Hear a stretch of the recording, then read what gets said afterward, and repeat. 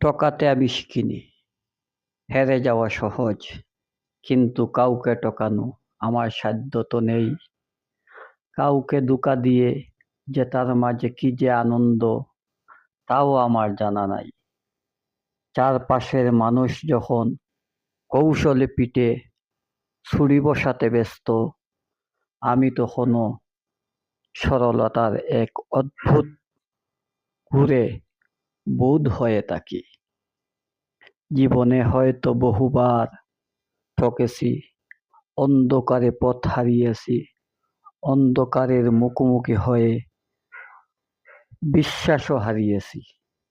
তবুও কারো সাথে তো বেইমানি করিনি, করতেও পারিনি। এই চতুর দুনিয়ায় আমি নিজেকে বড্ড বোকা মানুষ বলেই জানি, যার কাছে সাফল্যের চেয়ে সম্পর্কের পবিত্রতা অনেক বেশি দামি বলেই জানি। দিন শেষে প্রাপ্তি হয়তো শূন্য, কিন্তু মনের ভিতর এক পরম শান্তি অনুভব করি।